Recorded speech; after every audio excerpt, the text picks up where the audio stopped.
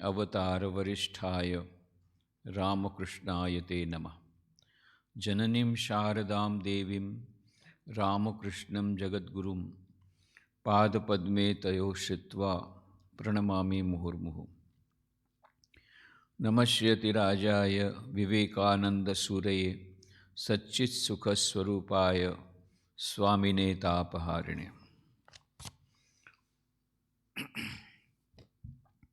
कल हम लोगों ने देखा कि किस प्रकार से नेताजी सुभाष चंद्र बोस रामकृष्ण मिशन में सन्यासी बनने के लिए आए थे। वाराणसी अद्वैत आश्रम में पूज्य स्वामी ब्रह्मानंद जी महाराज के पास आए थे और पूज्य स्वामी ब्रह्मानंद जी महाराज ने फिर उनको वापस लौटा दिया था। कुछ और भी उसमें नई एक जानकारी यह मिली है कि पूज्य स्वामी ब्रह्मानंद जी महाराज इनके माता पिता को जानते थे, सुभाष चंद्र के। तो स्वामी ब्रह्मानंद जी महाराज भुवनेश्वर में बहुत रहते थे, ये तो हम लोग को पता है। उन्होंने ही भुवनेश्वर में वो मठ प्रारंभ कराया था।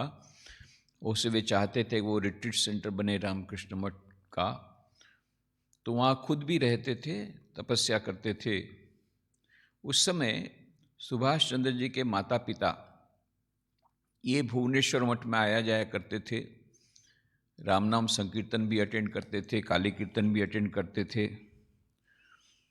और स्वामी निर्वाणानंद जी महाराज, जो कि स्वामी ब्रह्मानंद जी महाराज के शिष्य थे, उनकी यत्किंचित थोड़ी सी सेवा करने का अवसर मिला था, उसके बारे में बाद में बातचीत होगी।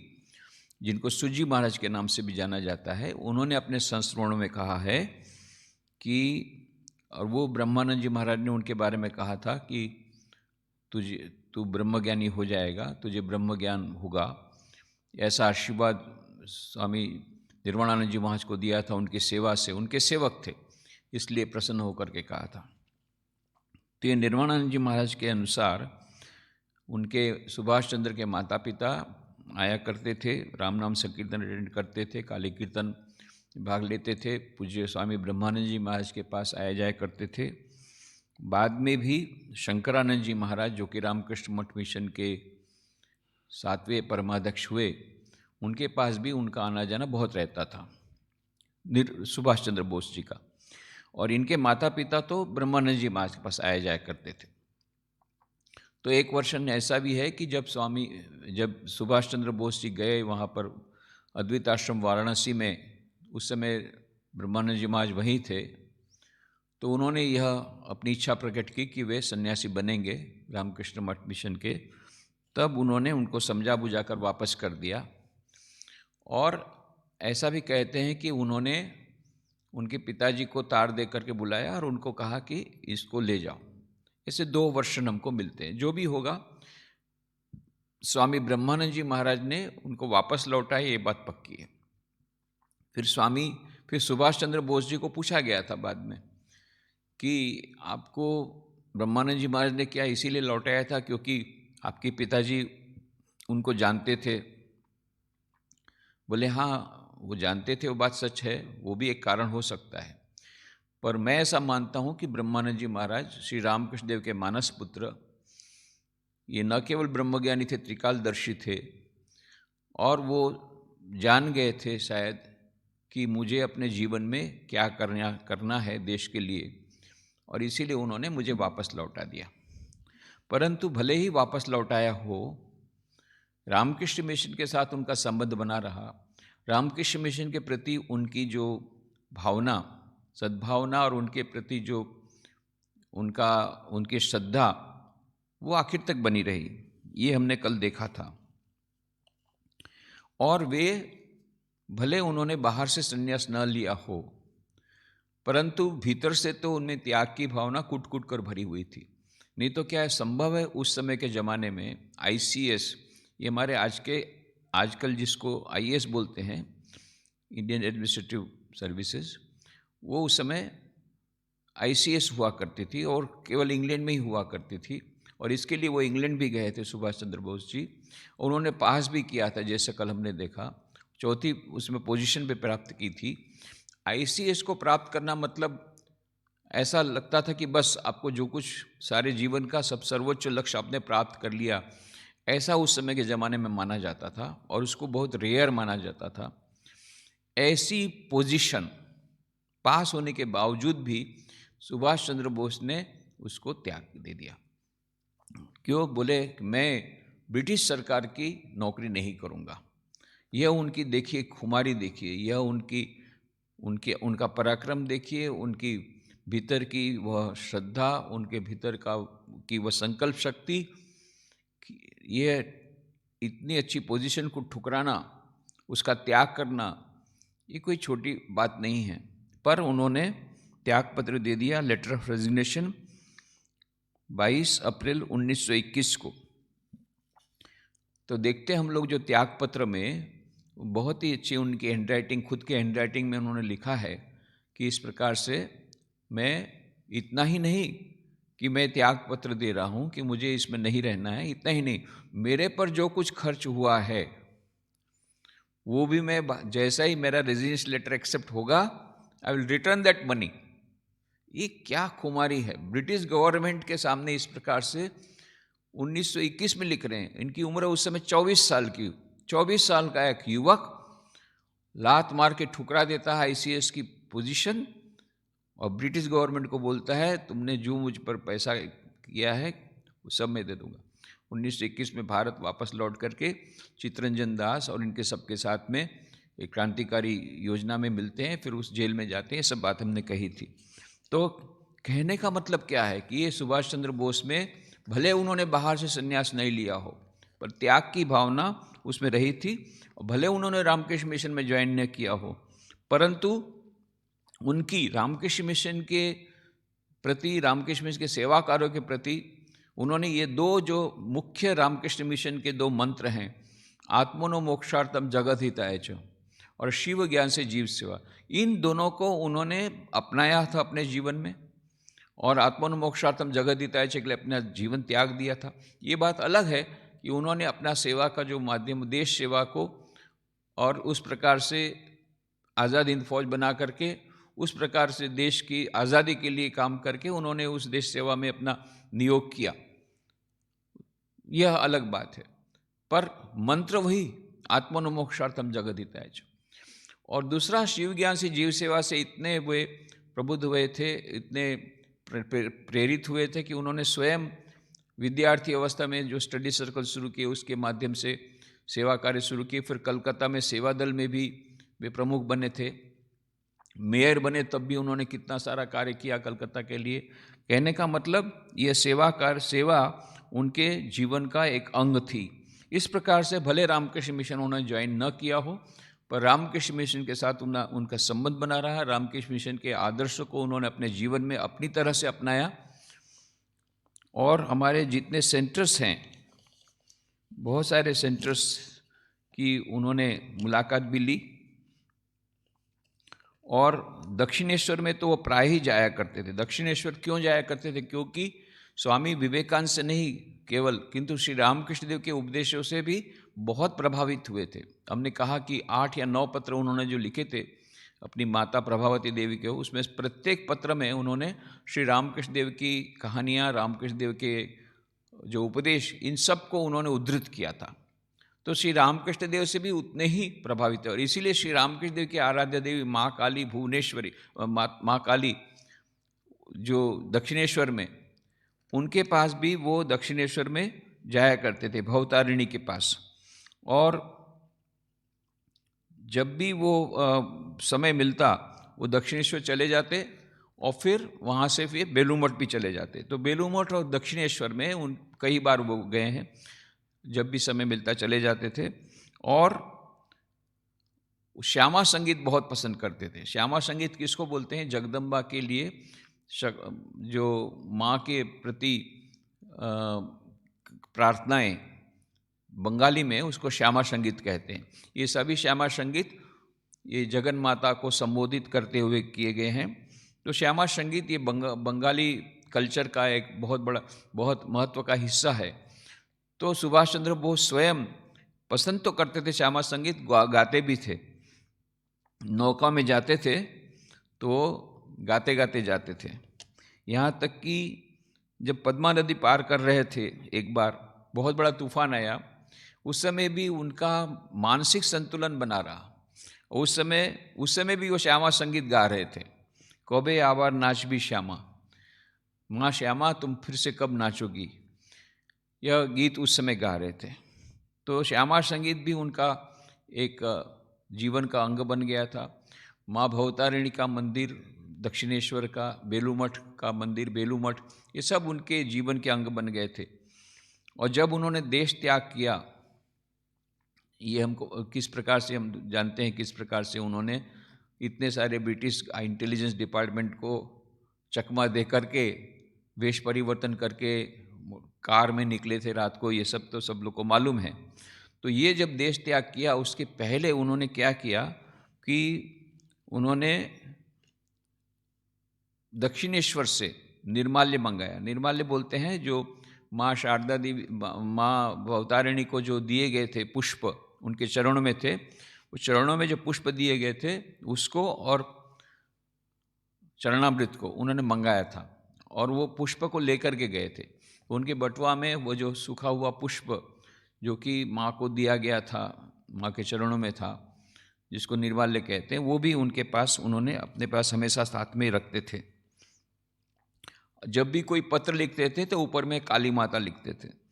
तो श्री रामकृष्ण देव की आराध्या माँ काली, ये भी उनकी भी आराध्या देवी बन गई थी। और उन्होंने 1940 में प्रेसिडेंसी जेल में अनशन किया था। तब उन्होंने पत्र में लिखा था कि मैं यह जो अनशन प्रारंभ कर रहा हूँ, काली पूजा के पवित्र दिन से प्रारंभ कर रहा हूँ। काली पूजा के पवित्र दिन से मैं अनशन प्रारंभ कर रहा हूँ, एक पवित्र उद्देश्य से कर रहा हूँ। न मैं आप लोगों को कोई इस प्रकार का धमकी दे रहा हूँ, ये धमकी का पत्र मत मानिए, परंतु मैं इसको एक अत्यंत पवित्र अपना कार्य समझता हूँ, मेरा स्वधर्म समझता हूँ पवित्र, कि मुझे अनशन करना चाहिए। इसलिए आज के काली पूजा के पवित्र दिन पर मैं ये अनशन का पवित्र कार्य प्रारंभ कर रहा हूँ। ये उनकी इतनी श्रद्धा ईश्वर के प्रति, माँ के प्रति। और जैसा कहा, रामकृष्ण मिशन के सभी सेंटर्स में, कई सेंटर्स में गए हैं। देवघर जो रामकृष्ण मिशन विद्यापीठ देवघर में है, वहाँ 1940 में वे गए थे, और उसका एक फ़ोटो भी बाद में छपा था, जब वहाँ भीतर का फ़ोटो भी छपा था, और बाहर का तो बिल्डिंग तो आप लोगों ने देखा ही है। देवघर में बहुत बड़ी वह स्कूल है जो कि ऑल इंडिया लेवल, अब आजकल तो ऑल इंडिया लेवल की स्कूल हो गई है, सारे देश में उसका नाम है। तो अभी तो झारखंड में है।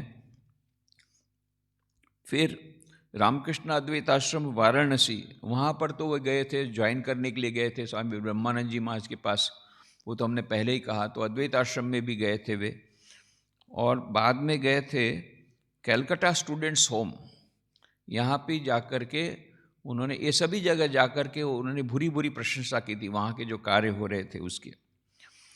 फिर गए थे शिशु मंगल, जिसको हम लोग आजकल रामकृष्ण मिशन सेवा प्रतिष्ठान के नाम से जानते हैं। अभी तो बहुत बड़ा बन गया, 550 बेडेड हॉस्पिटल, बहुत बड़ी हॉस्पिटल है, इंडोर हॉस्पिटल, साथ साथ में नर्सेस ट्रेनिंग सेंटर है, मेडिकल रिसर्च सेंटर है, बहुत सारे उसके डिपार्टमेंट्स हैं। तो उस समय उसका नाम था शिशु मंगल, उसका ओरिजिनल नाम। तो शिशु मंगल की भी उन्होंने विजिट ली थी, मुलाकात ली थी, और उन्होंने ये कहा था अपने लेक्चर में कि देश का वास्तविक कल्याण इसी प्रकार की संस्थाओं के द्वारा होगा। यह शिव ज्ञान से जीव सेवा को समर्पित इन संस्थाओं को देख करके बहुत ही प्रभावित हुए थे, और उन्होंने ये कहा था देश का वास्तविक कल्याण इसी प्रकार की संस्थाओं के द्वारा होगा। तो हम लोग इस प्रकार से देखते हैं कि रामकृष्ण मिशन के कार्यों के प्रति उनकी वह अभिरुचि रही, उनके सेवा कार्यों से वे प्रेरित रहे और उनसे प्रभावित रहे। और फिर कल जैसा कहा था, सिंगापुर में जब गए थे तो आज़ाद हिंद फौज का निर्माण करने के लिए, उस समय वहाँ के जो स्वामी जी इंचार्ज थे, भास्वरानंद जी, उन्होंने कहा था हम अपनी तरह से हमारे खुद के जो आदर्श हैं, स्वामी विवेकानंद ने जो हमको नियम बनाए, उसमें नियम में रहते हुए हम आपकी जितनी मदद कर सकते हैं हम आपको करेंगे, हम हमारे आपके साथ हैं। और सुभाष चंद्र बोस ने भी इसके लिए बहुत धन इकट्ठा किया। भास्वरानंद जी महाराज तो बोलते हैं कि $50,000 तो उन्होंने खुद ने दिया ये कंस्ट्रक्शन वर्क के लिए। जो उस समय डॉर्मेट्री हो रही थी, डॉर्मेट्री फॉर ऑर्फन्स, जो अनाथ बच्चों के लिए जो डॉर्मेट्री बन रही थी उसके लिए, और $50,000 उन्होंने इकट्ठा करवाया था। और फिर ये इंडियन इंडिपेंडेंस लीग जो बनी थी, उन्होंने भी उसमें $30,000 दिए थे। और एक समाचार पत्र की कॉपी आपको कल दिखाई गई थी, आज़ाद हिंद 1944 का वो न्यूज़पेपर है, जिसमें कि ये लिखा है, Netaji Bose Subhash Chandra Bose opens new dormitory for orphans. Netaji Subhash Chandra Bose, head of provisional government of Azad Hind, perform the opening ceremony of a dormitory at the Ramakrishna mission orphanage home at 179 Bartley road, सिनोनन। और उस समय कहते हैं सुभाष चंद्र बोस ने इतना अच्छा प्रवचन दिया था कि $39,000 यानी $39,000 उसी समय दान में आ गए, और 2 गोल्ड बैंगल्स, सोने की चूड़ियाँ, ये भी दान में आ गई। और फिर इन्होंने जो बाल भवन जो था वो तो आपको दिखाया गया था, न्यूज़पेपर की भी आपको कटिंग में दिखाई गई। और जो पुराना आश्रम है जिसकी बिल्डिंग आप देख रहे हैं, उसमें सुभाष चंद्र बोस जा कर के ध्यान किया करते थे। तो अभी जो आश्रम रामकृष्ण मिशन सिंगापुर का वर्तमान जो आश्रम है वो तो नया बना है। पुरानी जो बिल्डिंग थी जिसमें नेताजी सुभाष चंद्र बोस ध्यान किया करते थे, वो बिल्डिंग अभी भी है। आज ही हम चित्तानंद जी से बात हुई सिंगापुर में कि बोले वो बिल्डिंग अभी हमारी नहीं है, वो उसको बेच दिया गया था बहुत पहले, पर फॉर्चुनेटली सौभाग्य से अभी बिल्डिंग ऐसी है, उसको तोड़ा नहीं गया है। और हम प्रयत्न कर रहे हैं कि फिर से वो बिल्डिंग को हम लोग खरीद लें। हालांकि बहुत ज़्यादा धन ये लगेगा, पर हमको लगता है कि वो यदि बिल्डिंग आ जाए तो एक बहुत अच्छा उसमें एग्जीबिशन वगैरह लग सकता है सुभाष चंद्र बोस स्वामी विवेकानंद को लेकर के। तो उसके लिए प्रयत्न चल रहे हैं। पर वो जो ओल्ड बिल्डिंग, अभी आश्रम नए बिल्डिंग में आ गया है, परंतु जिस ऑर्फनेज की बात हो रही, जिसके लिए सुभाष चंद्र बोस ने पैसा दिया था, वो भवन अभी भी है। और इंडियन नेशनल स्कूल, उसमें उसकी जो स्कूल थी सिंगापुर की, उसको बाद में इंडियन नेशनल स्कूल के रूप में उसको परिवर्तित कर दिया गया। और उसका जो ग्रुप फोटो में आप देखेंगे सुभाष चंद्र बोस बीच में बैठे हुए हैं, और वो स्वामी जी उस समय सिंगापुर के जो इंचार्ज थे भास्वरानंद जी बैठे हैं, ब्रह्मचारी महाराज बैठे हैं, और भी उस समय के स्टाफ वगैरह बैठे हुए हैं। तो इस प्रकार से सिंगापुर में प्राय ही सुभाष चंद्र बोस जाया करते थे, और उस समय अपना ड्रेस बदल लेते थे। ऐसा कहते हैं कि वे उस समय रेशमी वस्त्र पहनते थे और सब कुछ बंद कर देते दरवाज़ा, और खुद अपने 2 घंटे केवल ईश्वर के साथ रहते थे। ये है अंतिम 1900 करीब 44 की बात है, 44-45। और फिर 45 को 1945 को 23 अप्रैल को रंगून के मंदिर में उन्होंने आखिरी जो ध्यान किया। उसके बाद से हमारे पास रामकृष्ण मिशन के साथ उनका संपर्क नहीं रहा, क्योंकि बाद में 24 अप्रैल को 1945 को, तो 1945 को रंगून छोड़ के वो बैंकॉक की ओर रवाना हो गए। और उसके बाद के जो जीवन के बारे में तो मिस्ट्री है, उसके बारे में हम कुछ चर्चा नहीं करना चाहेंगे, क्योंकि जब हमारे पास पूर्ण जानकारी जब नहीं है, कोई बोलते हैं कि वो एयर क्रैश में गए, अभी तक तो ऐसे ही मानते हैं, किसी को उसके प्रति संदेह है, तो उसकी अभी कुछ नए पेपर्स, कुछ फाइल्स अभी ओपन रख दी गई है लाइब्रेरी पब्लिक के लिए अभी फ़िलहाल। उसको देखने के बाद उसमें से यदि कुछ जानकारी मिले तो अलग बात है, पर एज ऑन टुडे हमको इतनी तो बात हमारे लिए तो इतना पर्याप्त है कि अप टू 23 अप्रैल सुभाष चंद्र बोस जी रंगून के मंदिर में उन्होंने अंतिम वह श्री रामकृष्ण के समक्ष 2 घंटा ध्यान किया, जब प्रार्थना की, जप किया। और ये भी कहा करते थे कि जब वो वहाँ पर ध्यान करते थे, जप करते थे रामकृष्ण देव के मंदिर में, चाहे रंगून हो चाहे सिंगापुर, उनको कई अपने जो दुविधाएं, कई प्रकार के प्रश्न, कई प्रकार की समस्याएं, उनका समाधान भी उनको मिल जाता था। तो आखिर तक रामकृष्ण मिशन के साथ सुभाष चंद्र बोस का यह संबंध बना रहा। ओम शांति शांति शांति। हरि ओम तत्सत। श्री राम कृष्णार्पणमस्तु।